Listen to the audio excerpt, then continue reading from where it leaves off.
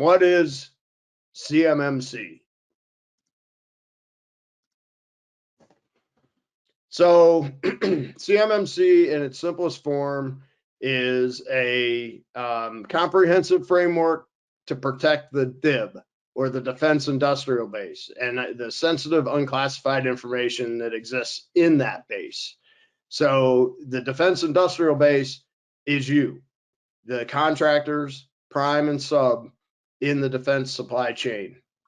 And the key point about CMMC, and I can't emphasize enough, is that it's DoD's recognition of and response to complex cyber attacks that are happening in the supply chain, in every supply chain, in every industry. This is specific to protecting the DoD supply chain, and it's very, very important, which would be the next slide. Why is CMMC important? Well, you probably anecdotally know, but we have some egregious examples. We've been doing presentations on CMMC to really let you understand how bad the environment really is and why it needs protecting. In 2018, a supplier to the Naval Warfare, Undersea Warfare Center, got breached. And through that breach, the threat actors, which were nation states, and we don't have to mention who they are, you probably already know, were able to exfiltrate 14 gigabytes of data. And this wasn't just any old data. It wasn't just PII. This was data about the signal systems, the radio room encryption that's being used, and worse, the entire naval electronic warfare library. That's the playbook that the Navy uses to launch and protect our country against electronic warfare. They got access to that information. The estimates for the impact are, it's almost irrecoverable, and they're going to be having to make substantial changes to what's in that library and some of the processes to it. But that was a big hit in 2018.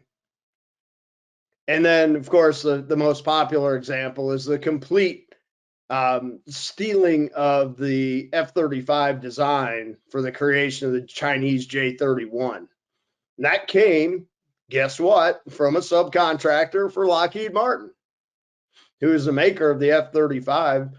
China was able to get enough information to pretty much duplicate all of the efforts and the technology and the investment that we did in F-35. So these are like glaring, conspicuous, visually attractive examples, but this is why CMMC is important. And if you have any doubts that CMMC is not going to be required or that it's going to continue to be kicked down the road, you're wrong. We have to protect the information. Now the DoD knows that, and they're pushing strong to finish rulemaking, and we'll go over the timelines to force certification if you want to participate. So who needs to be CMMC certified? Well, if you're attending this session, you probably already know. It's going to be anybody in the DoD supply chain, and that's anybody specifically with federal contract information or controlled and classified information. Newsflash, if you're in the supply chain, even if you're a sub, it's highly likely, it's definitely the case that you'll have federal contract information in your environment. But there's also potential for the controlled unclassified information that's going to require you to get a certain level 2 of certification. We'll get into that a little bit more. According to the DoD, the CMMC requirements are going to affect over 300,000 organizations. I've seen estimates go as high as 600,000. That means there's going to be a lot of people, a lot of companies chasing down compliance in a relatively short timeline. We know it's important. We know why the DoD is doing it, and we know they're not going to back down. It's not going away. I can't stress that enough. I hear that frequently in talking to customers, And it's not going to be kicked down the road, and the dilution that everybody's expecting isn't going to happen, because we have to have a certain level of control to protect this information so we don't have egregious breaches like we did with the F-35 and Sea Dragon. So our outline for today is going to be reviewing CMMC version 2. The version 2 was published last year, and about this time became public knowledge. And there have been some updates with version 2 that have come out. It's important for you to know that databrackets, Srini, Tago, Greg, Tyler, we were all at the CMMC ecosystem meeting last week in DC, networking and getting as many updates as we can to know and get an estimate to provide guidance to you for timelines and when rulemaking is going to be finished. The updates are version 2. We're going to talk about rulemaking and the estimated timeline, like I just said. And then we're going to get into the implementation piece, which is what the RPO will do to help you, and the certification process, which is what databrackets is going to help you with. So what is CMMC 2.0 and what are the levels? We have this handy chart which compares and contrasts version 1 to version 2. And this was fun this time last year because everybody thought that eliminating 2 levels would somehow make this easier. It really didn't change a thing. There's the optional 20 or the plus 20 processes that have been taken out, but it is still at its core an assessment against NIST Special Publication 800-171. That if you have CUI, again, controlled unclassified information in your environment as part of, if you're a manufacturer, the manufacturing process, if it's got some IP or designs or even software code, that's going to be CUI. You need to have that protected. You're going to be shooting for level 2. And level 2 is going to also involve a C3PAO. Other than that, they did drop the processes. I can tell you that as an RPO, we're still going to push for some of the processes. The one that we like the most is documentation that there's a committed budget to establish and maintain your control environment. So all the things we're looking at in 800-171, we want to see that there's actually budget so that you know that those controls will continuously be available and be operational throughout the time that you have CUI in your environment. So when will CMMC 2.0 come into effect? This is the thing that everybody's really been asking. There's been a lot of speculation, and heck, I'm pretty sure there's a book out in Las Vegas that is trying to guess when this is going to happen too. So you will see, because it hasn't been set in stone by the DoD when it's going to be happening. What rulemaking is they've taken the CMMC requirements that you just saw, and they are deciding when and how that's going to be implemented into the supply chain. So there'll be additional instructions on when and how. It's not going to be what. What is CMMC? It is 800-171. So the guidance we got this time last year was that DoD is going to be going through rulemaking. Companies will be required to be compliant once that comes into effect.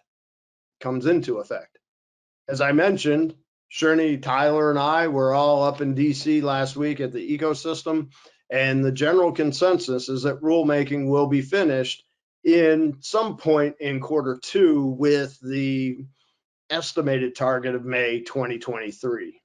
Why is that important? Because once the rulemaking is finished and the companies are required to comply, you will have 60 days until the requirements will be written into the contracts and required. What we see happening, and again, this is speculation based on good information, but speculation, it should be used to give you a rough guide that you are going to need to have your compliance in order by the start of fiscal year 24, which is October 1st, 2023. That's federal fiscal year. So the timeline we're telling people is to, right at this point, anticipate that rulemaking is going to be complete. Through July, you're going to be seeing contracts written that will be effective on October 1st, and that you need to be addressing your plans of action. Remember, the plan of action milestones is your plan to address gaps that have been identified in the pre-assessment process. And actually after the assessment, if the C3PAO identifies gaps. So there we go. I'd like to show this. This is like a blast from the past. This time we've just traveled back to November of 2021, where I was pointing to the start of fiscal year 24 based on the information we had at that time. And I'd like to emphasize that because rulemaking for Part 32 of the CFR, as well as DFARS Part 48, are all going to be done sometime in Q2 of 23. And that means that this is going to get serious and real on October 1st of 2023 or fiscal year 24. That was the original timeline document, by the way, that I used to talk about how they're doing the crawl, walk, run approach, and they're not doing the crawl, walk, run approach with version 2. So a lot of people thought that that would make things easier. Actually, I think the crawl, walk, run would have been better, but it's essentially going to be a light switch now. So we are waiting for rulemaking to finish in summary. And in summary, we're waiting for rulemaking to finish. And when it does, it's going to be required. That's not a lot of time. We talked about 300,000 entities. They're going to be rushing to do this. If you have been procrastinating at all, now's the time to stop procrastinating and get to work and engage and start your implementation for CMMC if you haven't already. And what we're going to talk about next are the requirements for CMMC, what is FCI and CUI to some extent, and then get into how we can help you with the implementation. So here's that slide again. And I've already talked about it a little, so we don't have to spend too much time. But we are estimating that most of the clients in this audience are going to be shooting for level 2. Some may be level 1. Level 1, the difference is the same as it was initially. Those with only federal contract information can do level 1, and it can be an annual self-assessment. Level 2, there is an option for some organizations based on the type of CUI that they may be able to actually do a self-assessment also. What is the self-assessment? It is you reporting in a similar fashion to what you're doing right now with the SPRS reporting system. But not necessarily involving the C3PAO to get the certification. But honestly, if you're at level 2, I don't see a case, and this rulemaking will give us a little more guidance. I don't see a case to really differentiate those that are allowed to do just self-assessment. So in addition to that May timeline, I'm telling you that if you have CUI in your environment, you're going to want to engage Tego, and you're going to want to set up the assessment with databrackets and get working on that because of those requirements.